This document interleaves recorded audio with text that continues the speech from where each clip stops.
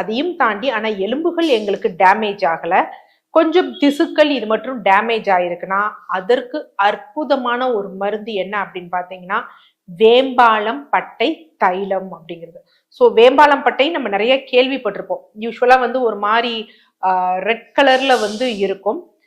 இது வந்து என்ன பண்ணுவோம் அப்படின்னு பாத்தீங்கன்னா நம்ம முடி இருக்கு பாத்தீங்களா, இந்த நிறைய பாட்டில்ல நிறைய மூலிகை போட்டு தலைக்கு தேய்க்கிற தைலம் வச்சிருப்பாங்க, அதுல எல்லாம் வேம்பாலம் பட்டை போட்டிருப்பாங்க. அதனாலதான் அது வந்து பாத்தீங்கன்னா ஒரு சிகப்பு நிறமா வந்து நமக்கு அந்த ஆயில் வந்து கொடுக்கும்.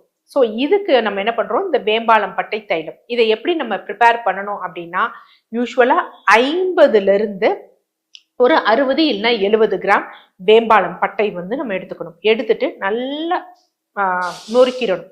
நல்லா ஒரு இதுல நொறுக்கி வச்சுட்டு ஒரு 200 ml வந்து நம்ம என்ன பண்ணிக்கணும், தேங்காய் எண்ணெய் வந்து எடுத்துக்கணும்.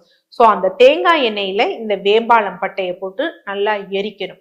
ஸோ எரிச்சுட்டு நல்லா ஒரு கொதி நிலைக்கு வந்த பிறகு கேஸ் ஸ்டவான சிம்ல வைக்கணும். இல்ல நாங்க விறகு அடுப்புல அந்த மாதிரி எல்லாம் பண்றோம் அப்படின்னா தீயை வந்து குறைக்கணும். ஸோ அப்ப என்ன ஆகும்னா மெதுவா பாயில் ஆகி அந்த கட்டையில இருக்கக்கூடிய சாறு ஃபுல்லா எண்ணெயில இறங்கும். ஸோ அந்த எண்ணெய் அந்த நிறமே வந்து மாறும்.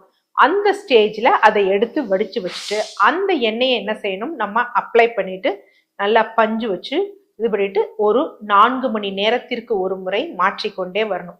ஸோ அப்படி பண்ணோம் அப்படின்னா இந்த எலும்புகள் புறையோடிய புண் இல்லாம திசுக்கள் அந்த மாதிரி இருக்கு பாத்தீங்களா, ஸோ அதெல்லாம் நல்லா ஹீல் ஆயிட்டு வரணும்.